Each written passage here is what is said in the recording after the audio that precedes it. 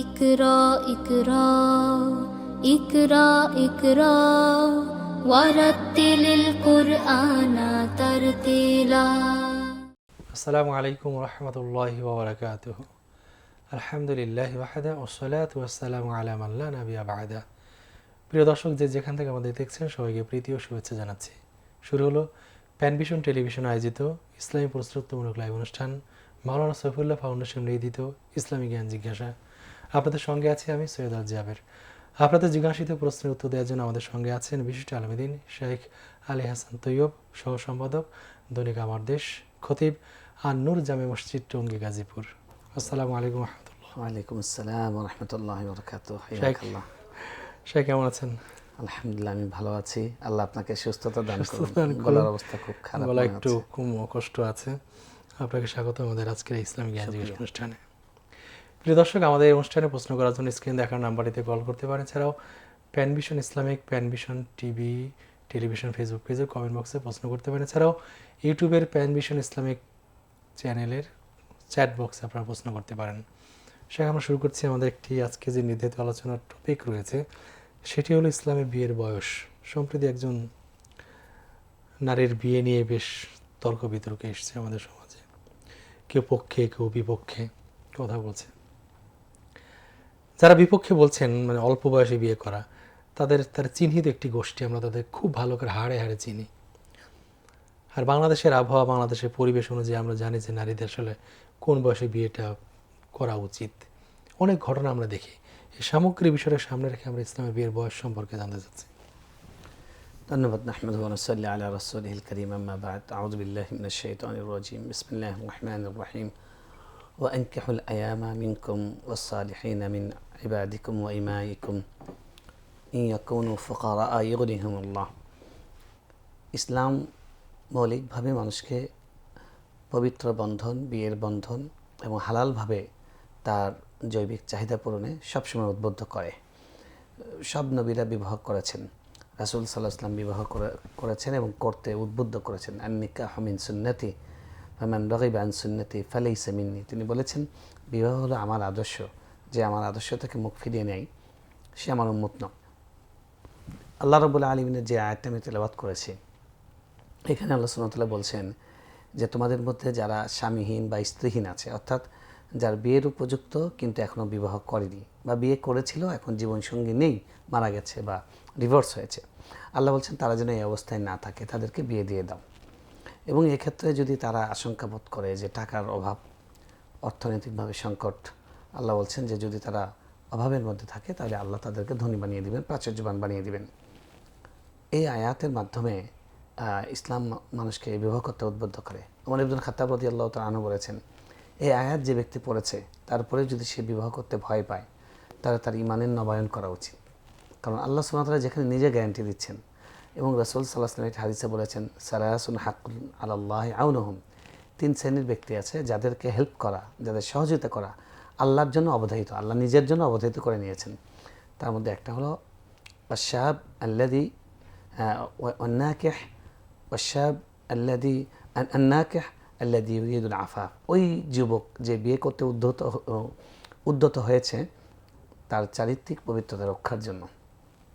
আজকে আমাদের সমাজে যে পরিস্থিতি, আমাদের সামাজিক অবস্থা এবং আমাদের সমাজের মধ্যে শৃঙ্খলা, আইনের প্রয়োগ এবং সামাজিক যে আচার আচরণ আমরা যা দেখতে পাচ্ছি, ছেলে মেয়েকে 24 ঘন্টা তাদেরকে যৌন উন্মাদনা তৈরি করা হচ্ছে। ইসলাম মানুষকে তার যৌন জীবনকে সবসময় ইসলাম হাইড রাখে, এটা আড়ালে বিশুদ্ধভাবে দায়িত্বশীলতার জায়গা থেকে মানুষ তার যৌন জীবন যাপন করবে। ইসলামে বিয়ে ছাড়া একজন পুরুষ একজন নারীর একত্রিত হওয়া বা তাদের নিজেদের মনস্কামনা পূরণের কোনো সুযোগ রাখা হয়নি, কোনো পন্থা পৃথিবীতে খোলা নেই। তো সেখানে এই সমাজ ইসলামের বাইরে, অর্থাৎ এই বৈধ পথ ছাড়া বাকি সব পথকে উন্মুক্ত করে দিয়ে, মানে চারদিক থেকে আগুন জ্বালিয়েছে এবং সেখানে ধূপ দিচ্ছে, কেরোসিন দিচ্ছে, পেট্রোল ঢালছে, আর বলছে খবরদার পড়া যাবে না, তাই বলছে। তো আমাদের ছেলে মেয়েদেরকে আগে দেখা গেছে যে আমরা যে বিবাহ করেছি, আমি নিজে 26 বছর বয়সে বিয়ে করেছি, তো আমার স্ত্রীকে আমি বিয়ের পরে দেখতাম সে এত ভালো বোঝেও না এই বিষয়গুলো, আমি অনেক কিছু বুঝতাম না। তো আগে যেরকম পরিস্থিতি ছিল তখন বিবাহটা আগে দেওয়া হতো, আমাদেরটা বলতে গেলে লেট ম্যারেজ ছিল তখনকার তুলনায়। সেখানে এখনকার ছেলেমেয়েরা 13 বছর বয়সে 12 বছর বয়সে ফিজিক্যালি তারা অ্যাডাল্ট হয়ে যায়, আর তারা মানে কি বলা যায় চিন্তা চেতনার দিক থেকে জাগতিক চিন্তা ভাবনার দিক থেকে তারা অ্যাডাল্ট হয় 10 বছর 11 বছর বয়সে হয়ে যায়। এখন যা পরিস্থিতি অনেক এগিয়ে গেছে তারা, অনেকে এগিয়ে গেছে। আমার মহল্লায় গত সপ্তাহের একটি ঘটনা, যে একটা 12 বছরের মেয়ে 13 বছরের একটি ছেলের সাথে সে ভেগে চলে গেছে। তারা নিজেদের বয়স বাড়িয়ে কোর্ট ম্যারেজ করেছে, এবং বাবা মা যখন মেয়েটাকে ফিরে আনতে গিয়েছে, মেয়ে বাবাকে বলছে আমি সুখে আছি, আপনার কি সমস্যা? দেখেন কি উত্তর, এটা বাস্তবতা, চরম বাস্তবতা এটা। চরম বাস্তবতা।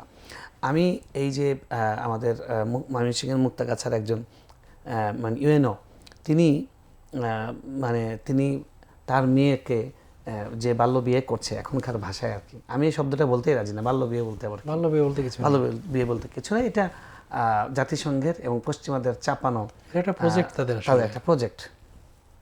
তো তিনি বলছেন যে আমি অনেক জায়গায় বাল্য বিয়ে বাধা দিয়েছি, এখন আমার মেয়েকে আমি বাল্য বিয়ে দিচ্ছি, আমাকে গ্রেফতার করলে করেন, বাস্তবতা। কারণ আমার মেয়েকে বাঁচানোর এর বাইরে কোনো পন্থা নেই। তো সুতরাং এই যে ইসলামে দেখেন বিয়ের জন্য কি চমৎকার ব্যবস্থা, ইসলাম বিয়ের উদ্বুদ্ধ করেছে, এবং ইসলাম এটা নির্দিষ্ট কোনো বয়সের মধ্যে বেঁধে দেয়নি, কোনো বয়সের ফ্রেম দেওয়া হয়নি। ইসলাম এটা এরকম রেখেছে যে ছেলে মেয়ে যখন তারা শারীরিক এবং মানসিক দিক থেকে বিয়ের উপযুক্ত হবে তখন তারা বিয়ে করতে পারে, তখন তাদেরকে বিয়ে দেওয়া যেতে পারে।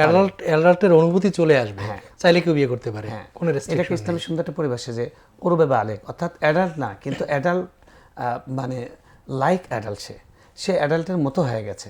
এরকম যদি হয়, ইসলাম তাকেও সাবালক গণ্য করেছে, তার সাথে পর্দা করতে বলেছে, এবং তার সামনে মাকে বলা হয়েছে সন্তানের তার সামনে খুব শালীনভাবে চলাফেরা করতে, যাতে তার ভিতর কিউরিসিটি থেকে কোনো খারাপ মানসিকতা তৈরি না হয়।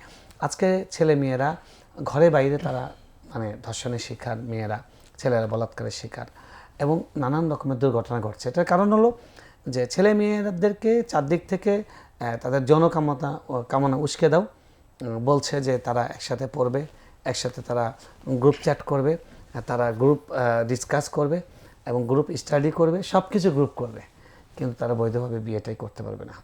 এবং রাষ্ট্র আইন করে বাল্য বিয়েকে নিষিদ্ধ করেছে, কিন্তু বাল্যপ্রেম এই ব্যাপারে রাষ্ট্রের কোনো কথা নেই। একটা ছেলে এবং মেয়ে আজকে যাকে নিয়ে কথা হচ্ছে, সেই সাবরিন লুবাবা, সেই মেয়েটা সে তার জীবনে সে হ্যাপি, তার বাবা মা তার পরিবার উভয় পরিবার সম্মতভাবে বিয়ে দিয়েছে। আপনি এখানে বাধা দেওয়ার কে? রাষ্ট্র এখানে বাধা কেন দেবে? রাষ্ট্র কি তাকে কিনে নিয়েছে? রাষ্ট্র কি তার নাগরিককে কিনে নিতে পারে? বরং তার বিরুদ্ধে কথা বলে আমরা তার মানবাধিকার লঙ্ঘন করছি, তার মানবাধিকার লঙ্ঘন করছি, তার অধিকার আমরা সে লঙ্ঘন হ্যাপি। করছি। আপনার সমস্যা কোথায়? আপনি 40 বছর বয়সে বিবাহ করতে পারেননি, কিংবা 3 বার স্বামী বদল করার পরেও আপনি হ্যাপি না, সেটা আপনার জীবনের ব্যর্থতা, এটা আপনার সমস্যা, আপনি সেটা কেন চাপিয়ে দিচ্ছেন?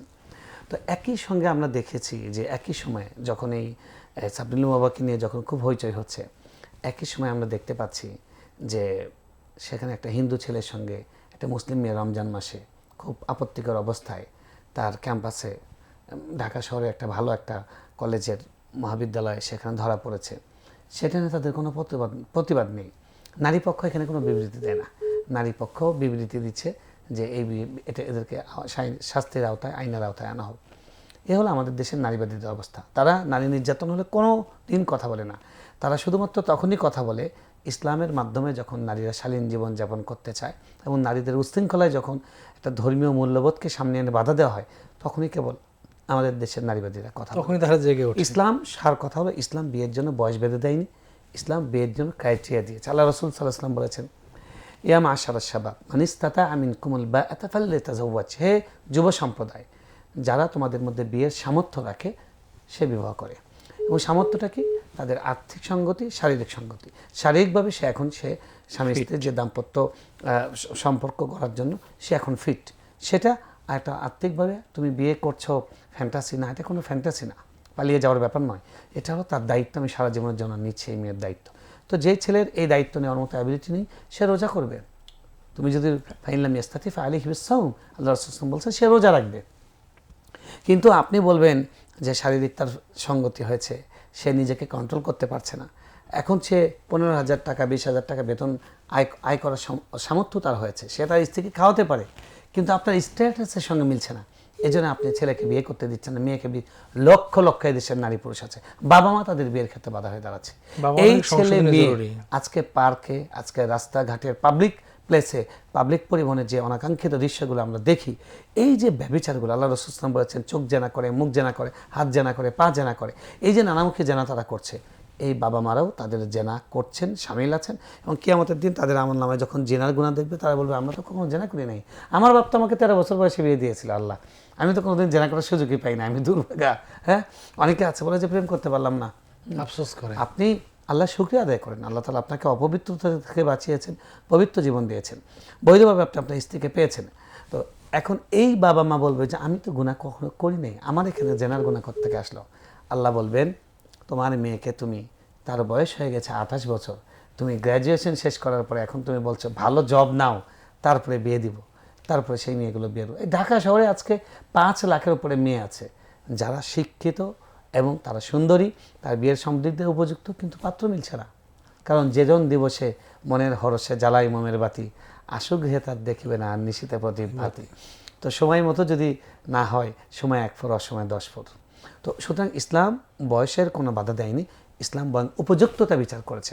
উপযুক্ত কেউ 16 বছরে হতে পারে, কেউ 14 বছরে হতে পারে, কেউ 18 বছরেও নাও হতে পারে। 18 বছর বয়স হয়েছে কিন্তু সে কোনো দায়িত্ব নেওয়া শেখেনি, সে এখন বাজার করতে পারে না, সে তাকে 10টা কথা বললে সে 3টা মনে রাখতে পারে না, ওই ব্যক্তির জন্য বিয়ে করা জায়েজ নেই, সে রোজা করবে যদি শারীরিকভাবে ফিট থাকে। এটা আসলে উন্মুক্ত রেখেছে ইসলাম, উন্মুক্ত এবং রাখাটাই এটাই কল্যাণ। সাইন্টিফিক, এবং এটাই সাইন্টিফিক, এবং দেখা গেছে যে একই জিনিস এটা সৌদিতে একরকম, আফ্রিকায় একরকম, আমাদের আমেরিকা একরকম। সুতরাং যারা পশ্চিমাদের শেখানো বলে অনুযায়ী একটা বয়সকে বাধ্য করে দিচ্ছে এবং এটাকে ফরজ হালাল হারামের মতো করেছে, তারা আল্লাহ সুবহানাহু ওয়া তাআলার বিধানকে চ্যালেঞ্জ করছে। যারা আল্লাহর দেওয়া হালাল বিধানকে হারাম বানায়, হারাম বিধানকে হালাল বানায়, তারা ইসলাম থেকে খারিজ হয়ে যায়। সুতরাং কথা আমাদেরকে বুঝে শুনে বলতে হবে। আমি বর্তমান সরকারকে বলবো, আমাদের প্রধানমন্ত্রী একজন ধার্মিক মানুষ, তিনি ধর্মপ্রাণ একজন মানুষ, তাকে বলবো যে আপনার মা চেয়েছিলেন বিয়ের মেয়েদের জন্য সর্বনিম্ন বয়স 16 বছর করতে চেয়েছিলেন, আমি শুনেছি, তার বক্তব্য ইউটিউবে আছে। তিনি তার বিয়ে কত বছর বয়স হয়েছে? আপনার মায়ের বিয়ে 15 বছর বয়স হয়েছে। শেখ মুজিবুর রহমান তার বিয়ে কত বছর, তিনি কত বছর বয়সে বিয়ে করেছেন? রবীন্দ্রনাথ ঠাকুর কত বছর বয়সে বিয়ে করেছেন? আজকে যেই তথাকথিত শাহবাগী প্রগতিশীলরা এটা নিয়ে চেঁচামেচি করে, তাদের মা তাদের বাপের বিয়ে কত বছর বয়সে হয়েছিল? তারা যারাদেরকে গুরু মানে, তারা কত বছর বয়সে বিয়ে করেছে? এক্স্যাক্টলি। রবীন্দ্রনাথের বয়স ছিল 21, তার স্ত্রী বয়স ছিল 9 বছর, 7 বছর। তার রবীন্দ্রনাথের মাকে যিনি বিয়ে করেছেন, তার যে বাবা, তার যে মা, তার বয়স ছিল 6 থেকে 7 বছর। প্রমাণিত, ডকুমেন্টেড। তার বয়স 150 বছর, 200 বছর ইতিহাস। কি করে এরা এরকম উল্টাপাল্টা কথা বলে? পশ্চিমাদের শেখানো বলি যে আর্লি ম্যারেজ হলে অপুষ্ট বাচ্চা হবে। আরে আগে আমাদের মায়েরা তাদের প্রত্যেকের 8টা 10টা করে সন্তান, সব হৃষ্টপুষ্ট ছেলে মেয়ে। হ্যাঁ, আমার মা এখনো 76 বছর বয়স, আলহামদুলিল্লাহ নিজের কাজ নিজে করেন। তিনি কারো আমি কাজের মহিলা ঠিক করে দেব, উনি কাজের মহিলা বিদায় করে দেন, না আমি কাজের মহিলা, আমার মতো একটা মানুষ আমার হেল্প করে, ফিট আছেন। আর আমাদের স্ত্রীরা 1টা 2টা সিজার হওয়ার পরে তারা নিচু হতে পারে না, তারা ভারী তুলতে পারে না। তো কি বয়ান আমাদেরকে দেওয়া হচ্ছে? পশ্চিমাদের সেখানে বলি।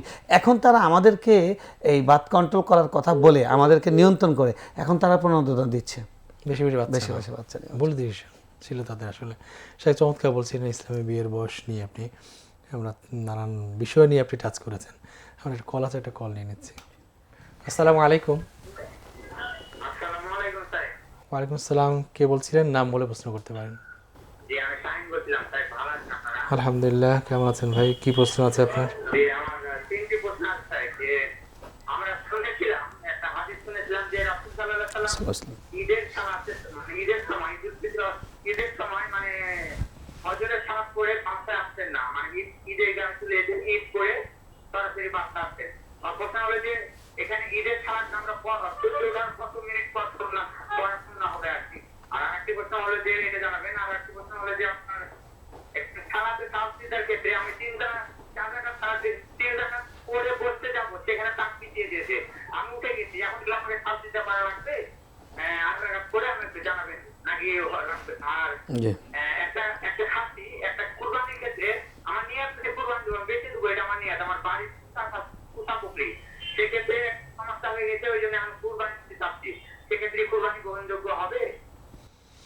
ঠিক আছে ভাই, আপনি আমাদের সঙ্গে থাকুন, আমরা শাহের কাছ থেকে উত্তর জেনেছি ইনশাআল্লাহ। ঈদের সালাত কখন পড়া সুন্নাহ? জি, সুন্দর প্রশ্ন করেছেন। প্রথম কথা হলো আপনি যেটা বলেছেন রাসূল সাল্লাল্লাহু আলাইহি ওয়াসাল্লাম ফজরের নামাজ পড়েই একবারেই ঈদের জন্য আসতেন, এই কথা সঠিক নয়। এটা আরবে করে, দূর থেকে যারা আসে হারামাইন শরীফানে এটা করে, সেটা হারামাইন শরীফানের বারাকা পাওয়ার ওই জন্য, মসজিদের বারাকা, ওই মসজিদের বারাকার মর্যাদার জন্য কারণে। তারা অনেক দূর থেকে আসে। সাহাবীদের মধ্যে কেউ কেউ করতেন। রাসূল সাল্লাল্লাহু আলাইহি ওয়াসাল্লাম শিক্ষা দিয়েছেন, তিনি ঈদুল ফিতরের সময় তিনি বাসায় এসে মিষ্টান্ন খেতেন, তিনি খেজুর খেতেন, তো তিনি সেটা মসজিদে খেতেন না, সেটা বাসায় বাসা আসতেন। থেকে আসতেন। এবং এক পথ দিয়ে আসা আরেক পথ দিয়ে যাওয়া, এই যে সুন্নাহ, এবং বাসা থেকে ঈদগাহে যাওয়ার জন্য মুসাল্লায় যাওয়ার সময় তাকবীর বলা, এই যে ঈদের সুন্নাহগুলো, এগুলো ও রাসূল সাল্লাল্লাহু আলাইহি ওয়াসাল্লাম করেছেন, সাহাবীদেরকে শিক্ষা দিয়েছেন। সুতরাং ফজরে যাওয়াটাই ঈদের যাওয়া সেটা নয়। আপনি যেতে পারেন, কিন্তু সুন্নাহ হলো আপনি বাসায় গোসল করবেন, প্রস্তুতি নেবেন, কিছু খাবেন, ঈদুল ফিতরের সময় খাবেন, ঈদুল আজহার সময় খাবেন না, তারপরে দিয়ে যাবেন। বাকি আমাদের দেশে ঈদের নামাজটা দেরিতে পড়া হয়, এটা দুঃখজনক ব্যাপার। কারণ হলো আমরা লক্ষ্য করি হলো যেই মুসল্লি ফজরের নামাজ পড়ে না, ঘুম থেকে ওঠে 8টা, তার স্বার্থ আমাদেরকে দেখতে হয়, আমাদের ইমামদের দেখতে হয়। এটা কারণ হলো যে ওই ভদ্রলোক তো মসজিদের সভাপতি কিংবা সেক্রেটারি, তো তিনি তো রেগে যাবেন, হ্যাঁ ইমাম সাহেব আপনি 7টার সময় নামাজ দিয়েছেন, মানুষজনকে কি নামাজ পড়তে দিবেন না নাকি, আপনারা কী শুরু করলেন? তো এরকম ব্যাপারটা অনেক জায়গায় ঘটে। আমি এই জন্য যখন প্রথম আমি মসজিদে দায়িত্ব পাই, তখন আমি প্রথমে বলেছিলাম যে আপনারা কি কোনো ব্যক্তিকে খুশি করবেন না আল্লাহকে খুশি করবেন? তো সবাই বলে আল্লাহকে খুশি, তাহলে আমার উপরে এটা ছেড়ে দিতে হবে, আমি যখন বলবো তখন নামাজ হবে, আপনারা অনুসরণ করবেন। ঈদের দিন কেন ঘুমাবেন আপনারা? ঈদের দিন কোনো ঘুম নেই। এবং ফজর নামাজ পড়বেন, ফজর নামাজ যে লোক পড়তেই পায় না, উনি ঈদের নামাজ পড়লে কি না পড়লে কি, ঈদের নামাজটা সুন্নাতে মুআক্কাদা। তো যাই হোক, রাসূল সাল্লাল্লাহু আলাইহি ওয়াসাল্লামের যেটা সুন্নাহ থেকে যেটা বিবরণ দেখা যায়, ডক্টর আব্দুল্লাহ জাহাঙ্গীর রহমতুল্লাহ আলাইহি বাংলাদেশের একজন ক্ষণজন্মা একজন স্কলার ছিলেন, গবেষক ছিলেন। তিনি যেটা দেখিয়েছেন, মানুষ ছিলেন, আলেম ছিলেন, আল্লাহ তার কবরকে জান্নাতের একটি টুকরা বানিয়ে দেন। তো শায়েখ বলেছেন যেটা সুন্দর করে, যে আল্লাহ নবী সাল্লাল্লাহু আলাইহি ওয়াসাল্লাম সাধারণত দেখা যেত সূর্য ওঠার পরে তার নামাজ এবং সূর্য ওঠা এই দুটার মাঝে যে দূরত্বটা থাকতো, সেটা ঘন্টার হিসাবে সময় ফ্রেমে যদি আমরা বাঁধি, তাহলে দেখা যায় যে রোজার ঈদের ক্ষেত্রে, ঈদুল ফিতরের ক্ষেত্রে সেটা 40 মিনিট থেকে সর্বোচ্চ 1 ঘন্টার দূরত্ব হতে পারে, আর যেটা ঈদুল আজহা সেটা আধা ঘন্টার দূরত্ব। সুতরাং সূর্য ওঠার 1 ঘন্টা পরে বা 1 ঘন্টার কাছাকাছি সময় যদি ঈদুল ফিতরের নামাজটা পড়া হয়, তাহলে বেশি আসে, সেটা রাসূল সাল্লাল্লাহু আলাইহি ওয়াসাল্লামের সুন্নতের অ্যাপ্রোপ্রিয়েট আমল হয়, কাছাকাছি হয়ে যায়। আর ঈদুল আজহার ক্ষেত্রে সেটা একটু আগে করা। আমরা আলহামদুলিল্লাহ ঈদুল ফিতরের নামাজ আমরা 7টা, 7:15টায় পড়ি। এবারও আমরা 7:15টায় পড়েছি, গতবার 7টায় পড়েছিলাম। আর ঈদুল আজহা আমরা আরও আগে পড়ি, 7:45, 6:30টায় পড়ি আলহামদুলিল্লাহ। আমরা চমৎকার সুন্নাহ সম্মত ঈদের সালাতে টাইমটা জানতে পেরেছি। সেখানে আমরা একটা বিরতি যাচ্ছি। প্রিয় দর্শক, দেখছেন আপনাদের প্রিয় অনুষ্ঠান প্যানভিশন টেলিভিশন ইসলামী প্রশ্নোত্তরমূলক লাইভ অনুষ্ঠান মাওলানা সৈফুল্লাহ ফাউন্ডেশন নিবেদিত ইসলামী জ্ঞান জিজ্ঞাসা। নিচ্ছে ছোট্ট একটা বিরতির পর ইনশাআল্লাহ আমরা আবার ফিরে আসবো, ততক্ষণ আমাদের সঙ্গেই থাকুন। ইকরা ইকরা ইকরা ইকরা ওয়ারাত্তিলিল কুরআনা তারতিলা। আসসালামু আলাইকুম প্রিয় দর্শক, বিরতির পর আমরা আবার ফিরে এসেছি আপনাদের প্রিয় অনুষ্ঠান মাওলানা সৈফুল্লাহ ফাউন্ডেশন নিবেদিত ইসলামী জ্ঞান জিজ্ঞাসায়। সেখানে আমরা বিরতির ফিরে এসেছি। আমাদের এক ভাই একটা প্রশ্ন করেছিলেন, শাহিন ভাই, উনি 4র্থ রাকাতে উঠতে গিয়ে 3য় রাকাতে বসে গেছেন, বসে যাওয়ার উপক্রম হয়েছে, তখনই তিনি লোকমা দিয়েছে ইমামকে, ইমাম উঠে গেছে সাথে সাথে, এখন কি সাউসিদা দিতে হবে?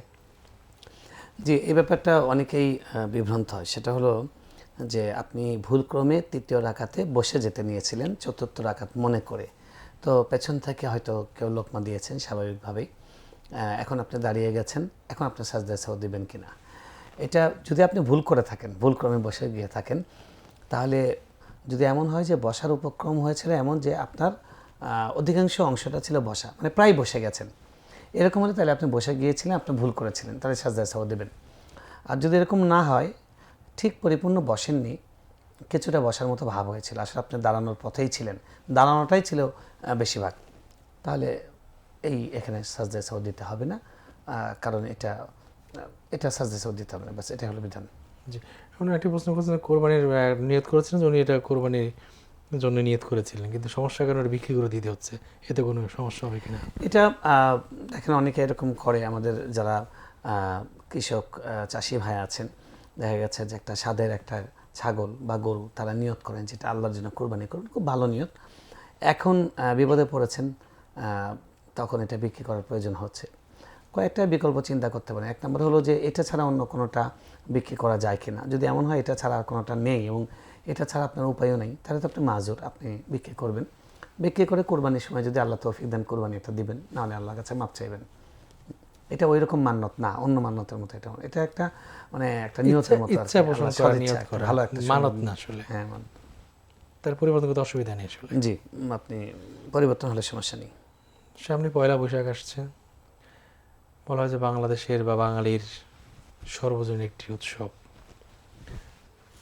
আবার আমরা বলি যে যারা ইসলামপন্থী আছেন তারা বলেন যে ইসলামের স্থানীয় সংস্কৃতি গুরুত্ব ইসলাম দেয়, ইসলামী কাঠামোর মধ্যে থেকে অনেক কিছু করার সুযোগ আছে স্থানীয় সংস্কৃতি গ্রহণ করার।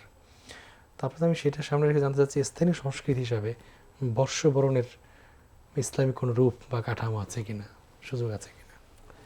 প্রথম কথা হলো ইসলাম সাংস্কৃতিকভাবে উদার। কোনো সংস্কৃতি যতক্ষণ পর্যন্ত তাওহীদের সাথে কোনো সাংঘর্ষিকতা তৈরি না হয়, শিরকের সাথে সাদৃশ্য তৈরি না হয়, ততক্ষণ পর্যন্ত ইসলামের ব্যাপারে উদার, এ ব্যাপারে ইসলামের কঠোরতা নেই। বাকি যেমন ধরুন আপনি, ইসলাম আমাদেরকে বলেনি যে জুব্বা পরার এই সওয়াব, পাঞ্জাবি পরার এই সওয়াব, টুপি পরার এই সওয়াব, এ ধরনের কোনো হাদিস আসেনি। এবং পাগড়িরও কোনো সওয়াব হাদিসে বর্ণিত হয়নি, যদি একটা বলা হয় এটা মৌজু আর কি। পাগড়ি পরেছে এটা পাওয়া যায়, কিন্তু সওয়াবটা পাওয়া যায় না, মানে সওয়াবের কথাটা এক্সট্রা বলা হয় না, সেটা আমি বলছি। আর পড়লে তো সওয়াব আছে, প্রত্যেকটা সুন্নাহ, টুপি পরা সুন্নাহ, জুব্বা পরা সুন্নাহ, এগুলো যেন সওয়াব পাবেন, রাসূল সাল্লাল্লাহু আলাইহি ওয়াসাল্লাম অনুসরণের নিয়ত করে সওয়াব পাওয়া যাবে, সেটা ভিন্ন নিয়ত, সেটা ভিন্ন। কিন্তু আমি বলছি যে এটা একটা সওয়াবের কাজ হিসেবে রাসূল সাল্লাল্লাহু আলাইহি ওয়াসাল্লাম সংজ্ঞায়িত করেন নাই। তো কেন করেন নাই? কারণ এটা ইসলাম এই ব্যাপারে উদার থাকতে চাচ্ছে। ইসলাম যে একটা লোক দেখা গেছে যে সেই দেশে মানে লুঙ্গি পরার অভ্যাস আছে, তাহলে লুঙ্গি পরবেন। সতর ঢাকাটা ইসলাম গুরুত্ব, ইসলাম ক্রাইটেরিয়া দিয়েছে যে এই সত্য থাকতে হবে পোশাকের মধ্যে, সেটা কি সতর শরীর ঢাকতে হবে, সেটা অহংকারের না হতে হবে, সেটা বিজাতির সাথে সাদৃশ্যপূর্ণ না হতে হবে। এটা ইসলামের উদারতার একটা উদাহরণ। আমি আমার একটা তথ্য জানি, ওমর রাদিয়াল্লাহু তাআলা বলেছেন যে আরবদের তিনি বলে দিতেন যে অনারবদের পোশাক তোমরা পরবা না। একটা কল আমি পড়েছিলাম কোথাও। জি জি, এটাও একটা গুরুত্বপূর্ণ একটা। হ্যাঁ, এটা কেন, ওই যে বিজাতির সাথে সাদৃশ্য হওয়ার সংখ্যা তৈরি হচ্ছে, এই জন্য রাষ্ট্রপ্রধান হিসেবে, ইসলামের অথরাইজ পার্সন হিসেবে তিনি এটা বলেছেন। তো এখন কথা হলো যে আমরা আমাদের যে স্থানীয় কালচার আছে, কথার কথা যে আমরা আমাদের মেহমানদারির সিস্টেম একটা, কথা আমরা ছোলা দিয়ে ইফতার করি, আমরা ভাত খাই, এটা আরব দেশে ছিল না। হ্যাঁ, না আমরা ধরেন ইফতারের কথা আসি, ইফতার একটা ইবাদত, তখন ইফতারটা আমরা করি ছোলা দিয়ে, খেজুর দিয়ে করলে সওয়াব হবে, ইফতারও হবে, সওয়াব হবে, ইফতারের সওয়াব হবে এবং রাসূল সাল্লাল্লাহু আলাইহি ওয়াসাল্লামের সুন্নাহ অনুসারে সওয়াব হবে। কিন্তু আমি ছোলা দিয়ে যদি আমি ইফতার ভাঙি, ইফতারে আমার কোনো সমস্যা নেই, ইফতারের সওয়াবটা আমি এমনিতেই পাবো, ওই সওয়াবটা পাবো না। এখানে ইসলাম কোনো না নাই যে না ছোলা দিয়ে ইফতার করা যাবে, ম্যান্ডেটরি করে না, করে না। অনেকে কিন্তু এভাবে কঠোরতা করে। ওই যে এক শায়েখের আলোচনা শুনলাম, ঈদের নামাজে প্যান্ডেল করা বেদাত, ঈদের নামাজে সামিয়ানা দেওয়া বেদাত, ঈদের নামাজে গেট দেওয়া বেদাত। এই কথাগুলো বলা বেদাত আসলে। হ্যাঁ, সুন্দর বলেছেন, কথাগুলো বলাটাই মানে আপনার সাংস্কৃতিক দিক থেকে ইসলাম দম বন্ধ করে দেয়নি। আপনি মানুষের দম বন্ধ করে গলা টিপে মারতে চান, এটা ইসলামের মধ্যে এই ধরনের কঠোরতা। এটা দিনটা তো আনন্দের দিন, আপনি আনন্দ নানা ফরম্যাটে করতে পারেন, সীমা লঙ্ঘন না করে। মানে বাচ্চা একটা গান গাচ্ছে, নবীর ঘরে গান, আল্লাহ ঈদের দিন, বুখারীর বর্ণনা, সহিহ বুখারীতে এসেছে ঈদের পরে মানুষ কি করে স্ট্রিক্ট। যাই হোক, এখন এই ব্যাপারে ইসলাম উদার, কিন্তু বর্ষবরণ, নিউ ইয়ার, এই জায়গাটা, এই টার্মটাই এটা বিজাতির সাথে সাদৃশ্যপূর্ণ। সেজন্য বর্ষবরণ, নিউ ইয়ার এই ফাংশনে আমাদের না যাওয়া উচিত। কারণ এই জিনিসটা রাসূল সাল্লাল্লাহু আলাইহি ওয়াসাল্লাম যখন মদিনায় গেলেন, তিনি দেখলেন মদিনাবাসীর দুটা উৎসব ছিল। তারা কিন্তু এই নববর্ষের উৎসব একটা করতো, নওরোজ, আর একটা করতো যে মেহেরজান, যেটা তাদের নবান্নের উৎসব তারা করতো, সেটা নতুন ফসল উঠেছে সেই উৎসবটা করতো, আর একটা নতুন বর্ষের একটা উৎসব করতো। রাসূল সাল্লাল্লাহু আলাইহি ওয়াসাল্লাম বললেন, কদ আবদালাকুমুল্লাহু বিহিমা ঈদান, এই দুটো উৎসবের বিপরীতে আল্লাহ শ্রেয় দুটি উৎসব তোমাদেরকে দিলেন। তাহলে বোঝা গেল ইসলাম বেটার কিছু দিয়েছে।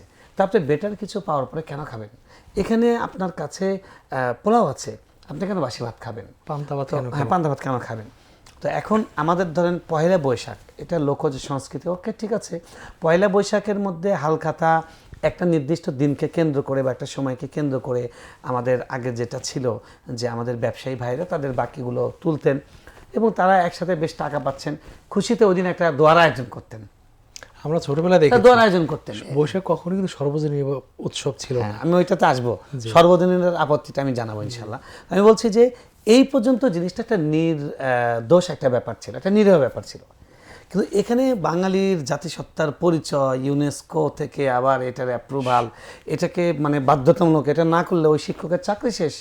বিগত ফ্যাসিস্ট প্রধানমন্ত্রী কাজটা করেছেন, পুরোটাই কিন্তু আরোপিত। হ্যাঁ, আরোপিত। এবং সবচেয়ে ইন্টারেস্টিং বিষয় হলো যে এটা মানে যখন চারুকলা থেকে যখন শুরু হয়েছে তার 20 বছর পরে গিয়ে এটার নাম আবার আনন্দ শোভাযাত্রা থেকে এটার নাম আবার মঙ্গল শোভাযাত্রা বানানো হয়েছে। মানে তো নিয়তই সমস্যা আছে। হ্যাঁ, তো সুতরাং এই জিনিসটা কনসেপ্টটার মধ্যে পুরাটা উদ্দেশ্য প্রণোদিত।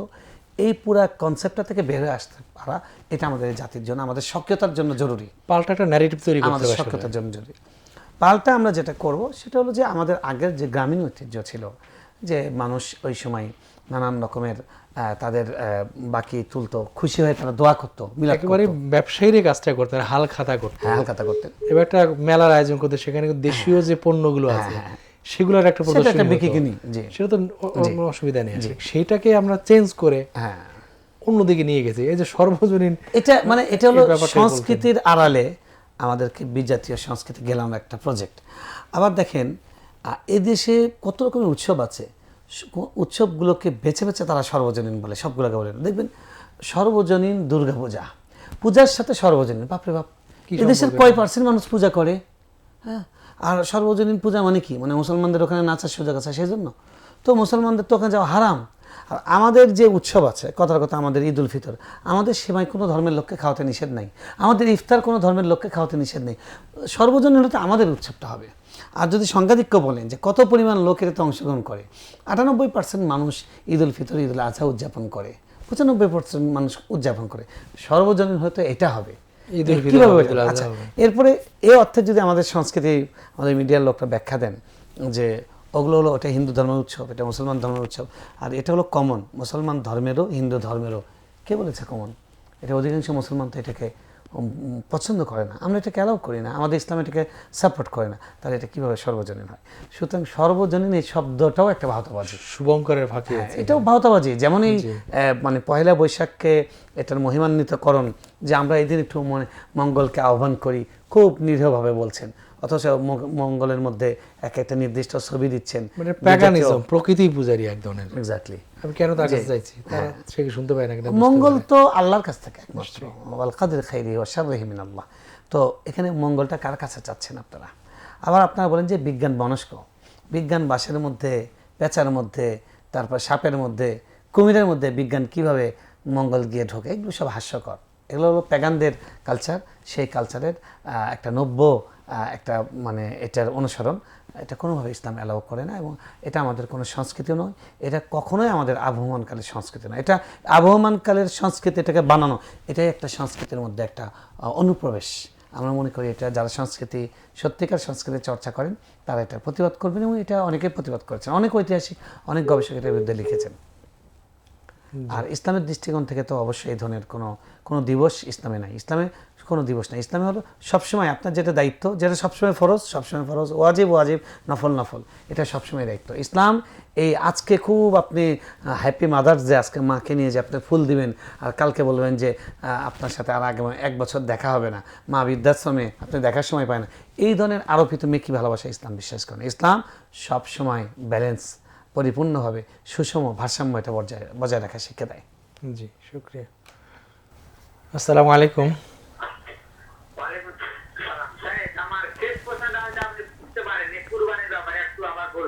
জি, মানে পোশাক খাচ্ছি আমি, কুরবানি নিয়ে ছিল না, মানে আমি বিক্রি করে দেবো খাসিটা, এরকম নিয়ে ছিল, কিন্তু খাসিটা সমস্যা হয়ে গেছে, একটা ঘাটটা ফাঁকা হয়ে গেছে, এমনিতে ঝাড় দেখা হয়ে গেছে, এই কারণে চাকরিতে কুরবানি দেখবো, এই কুরবানিটা হবে কিনা আমার প্রশ্ন বুঝতে পেরেছে? ও জি, বুঝতে পেরেছি। জি, আমরা এখন উত্তর দিচ্ছি, আপনি শুনতে থাকুন ইনশাআল্লাহ। জি জি, আচ্ছা, বুঝতে পারছি।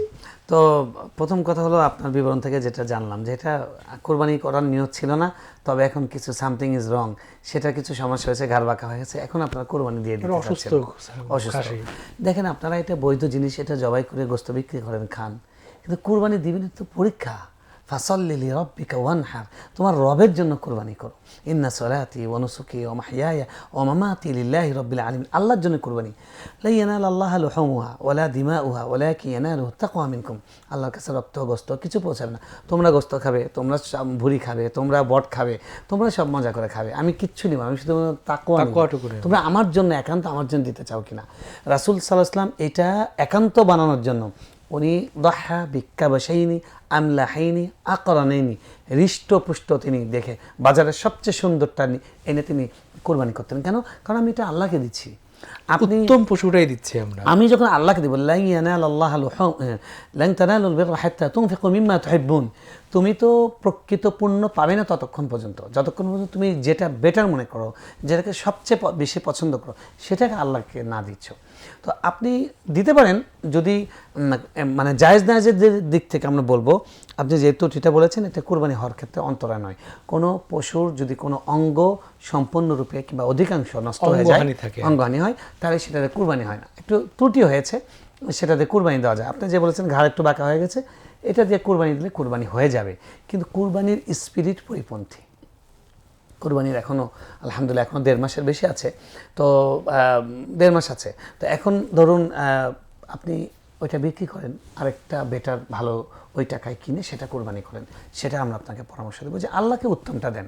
আপনার বিবরণ থেকে কিন্তু আমরা শুনলাম যে একটু সমস্যা হয়েছে তাই আমরা কুরবানি দিয়ে দিতে চাচ্ছি। আল্লাহর তো কোনো অভাব নেই, আল্লাহর তো কোনো ঠেকা নেই যে আল্লাহকে দিয়ে কেউ কৃতার্থ করছে, তাই আল্লাহকে উত্তমটা দেওয়ার চেষ্টা করুন। জি শেখ, আমি ইমানদার, কথা বলতে কোনো অসুবিধা আছে কিনা? না, অবশ্যই কোনো সমস্যা নেই। ওয়াকাল ইন্নানি মিনাল মুসলিমিন, আর বলে যে আমি হলাম মুসলমানদের একজন। আমি ইমানদার এটা বলা যাবে না, আমি ইমানদারদের মধ্যে একজন, আমি একজন নগণ্য মুসলমান, মুসলমানদের মধ্যে একজন, এরকমভাবে বলা উচিত। তবে আমি ইমানদার, আমি মুসলিম, এভাবে বলা যাবে না। এভাবে বলাটা আমার ইমানের জন্য ঝুঁকি। মানে ই প্রত্যয় দিয়ে বলা যাবে না। জি, এই প্রত্যয় দিয়ে আমি মেনে নিচ্ছি, আমি ইমানদার, আল্লাহ আমাদের দেশের যত ঝগড়া মানে রেষারেষি কেন্দ্রিক সবগুলো ই প্রত্যয়ের কারণে। আমরাই হক, আমরাই সঠিক, আমাদেরটাই ঠিক নিশ্চিত হয়ে যায়। হ্যাঁ হ্যাঁ, স্বামী স্ত্রীর দ্বন্দ্ব এই রস্যই। এবং আপনি দেখবেন যে আমাদের ইসলামপন্থীদের যে যত মানে ঠেলাঠেলি, আমাদের গুতগুতি, আমাদের নিজেদের যত সংঘাত, এটা হ্যাঁ মানে হকের যে ডিলারশিপ নেওয়া, মানে আপনি না আমারটাই ঠিক, আপনি বলছেন আমারটাই ঠিক, এই যে ই প্রত্যয়ের কারণে আমরা বরং বলবো ও দিয়ে। আমি বলি যে ই না ও বলবো, আমরাও মুসলমান, আমরাও ভালো, আপনিও ভালো, আমরাও চেষ্টা করি। আমাদের সবাইকে কবুল করুন, আল্লাহ আমাদের সবাইকে কবুল করুন। দেখুন এই যে ইসমাইল আলাইহিস সালামের প্রশংসা করেছেন, লা তাজিদুনি ইনশা আল্লাহু মিনাস সাবিরিন। উনি যখন বললেন যে বাপ বললেন যে তোমাকে আল্লাহ জবাই করতে বলেছেন এসে, তখন তিনি বললেন যে আপনি ইয়াতি ফালমা তুমার, আব্বা আপনি যা আদেশ হয়েছেন তা করুন, ইনশাআল্লাহ আপনি আমাকে ধৈর্যশীলদের মধ্যে পাবেন। আপনি আমাকে ধৈর্যশীল পাবেন এটা না, আসলে তো ওইটাই, কিন্তু তার বিনয় আপনি আমাকে ধৈর্যশীলদের মধ্যে পাবেন। আল্লাহ বলছেন যে মানে আহসানু কাওলাম মিম্মান দাআ ইলাল্লাহ ওয়া আমিলা সালিহান, তার থেকে ভালো আর কার কথা হতে পারে যে আল্লাহর দিকে ডাকে এবং নিজেও নেক কাজ করে।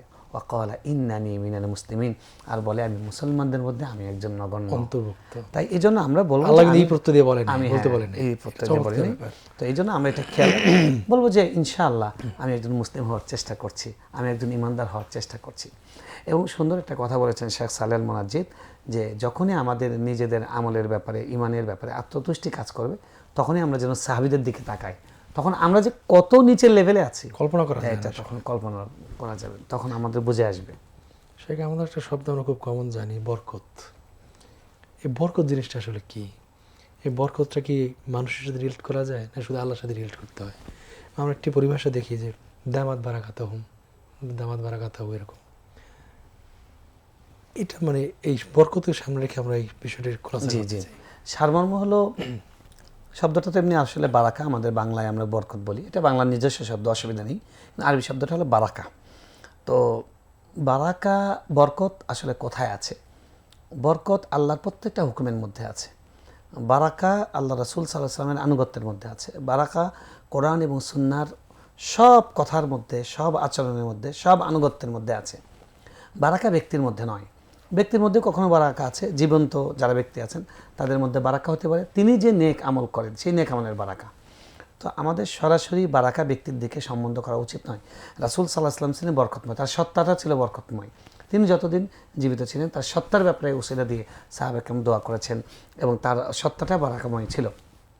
কিন্তু উনি যখন ইন্তেকাল করেছেন তখন সাহাবায়ে কেরাম তার উসিলা দিয়ে দোয়া করেন। কবর দেখে বলেনি কোনো সাহাবী যে আল্লাহ আপনার নবীর কবরের বরকতে আমাকে এই করে দেন, এরকম দোয়া তারা করেননি। এটা যদি মানে অবকাশ থাকতো সাহাবায়ে কেরাম থেকে অন্য কেউ এই শব্দ বেশি বলতে পারতেন না, কারণ তারা রাসূল সাল্লাল্লাহু আলাইহি ওয়াসাল্লামকে এমনভাবে ধারণ করেছিলেন, এমনভাবে ভালোবেসেছেন, সেটা আমাদের পক্ষে কল্পনা করা অসম্ভব। তো আমরা যেটা এখন বলি যে এই অমক বাবার বরকতে আমি বিপদ থেকে বেঁচে গেলাম, এই যে এই ধরনের এই চিন্তাগুলো, এগুলো শিরক মিশ্রিত। বরকত কোনো ব্যক্তির মধ্যে আল্লাহ ছাড়া অন্য কারোর মধ্যে আছে কিনা বা এটা নিয়ে মতবিরোধ আছে। বিশুদ্ধ মত হলো অন্য কারোর দিকে বরকতকে সম্বোধন করা উচিত নয়। একটা মত আছে, কিন্তু ওই মতটা আমি ব্যক্তিগতভাবে সঠিক মনে করিনি এবং এটা অগ্রাধিকারপ্রাপ্ত মত নয়। আমাদের জন্য নিরাপত্তা হলো রাসূল সাল্লাল্লাহু আলাইহি ওয়াসাল্লাম বলেছেন আল হালালু বাইয়িনুন ওয়াল হারামু বাইয়িনুন, হালাল স্পষ্ট, হারাম স্পষ্ট, এর মাঝখানে কিছু আছে সংশয়যুক্ত। ওইটার থেকে যারা বেঁচে থাকবে, দূরে থাকবে, ইস্তাবর আলী দীনিহি ওয়া আরদিহি, তার ইমানের জন্য, তার আখলাকের জন্য সেটা নিরাপদ। তা আমি বলবো যে এই শব্দটা আমরা এইভাবে বলবো না, আমরা বলবো আল্লাহর কোরআনে বরকত, যেগুলো আল্লাহ কোরআনে আল্লাহ বরকত বলে বলেছেন, যেমন কিতাবুন আনজালনাহু ইলাইকা মুবারাক, আপনার কাছে যে কিতাব নাজিল করেছে এটা বরকতময় কিতাব। কোরআন পড়া বরকত, কোরআন রাখা বরকত, কোরআন দেখা বরকত, কোরআনের যাই করবে সেটা বরকত। যে কোনো এক কাজের শুরুতে কোরআন থেকে তেলাওয়াত করলেন বরকত হবে, যে কোনো বিপদে কোরআন পড়লেন সেটা বরকত হবে। এরকমভাবে রাসূল সাল্লাল্লাহু আলাইহি ওয়াসাল্লামের উপর দরুদ পড়া, আল্লাহ রাসূল সাল্লাল্লাহু আলাইহি ওয়াসাল্লামের কোনো সুন্নাহ অনুসরণ করা, আল্লাহ রাব্বুল আলামিনের কোনো হুকুমে পালন করা, এগুলো প্রত্যেকটাই বরকত। অর্থাৎ আমলে সালেহ এটা হলো বরকত, সোজা কথা, আমলে সালেহ এটা হলো বরকত। আর ব্যক্তির দিকে বরকতকে সম্বন্ধযুক্ত করা ঝুঁকিপূর্ণ। আমরা সেটা থেকে পরিপূর্ণভাবে যদি বিরত থাকতে পারি, সেটা আমাদের জন্য নিরাপত্তা, ইমানের জন্য নিরাপত্তা।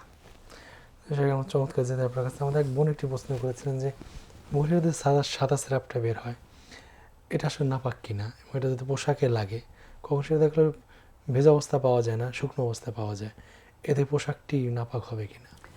আচ্ছা, এটা নাজাসাত খাফিফা, আপনি এটা ধুবেন হালকা পানি দিয়ে, সেটা পরিষ্কার করবেন।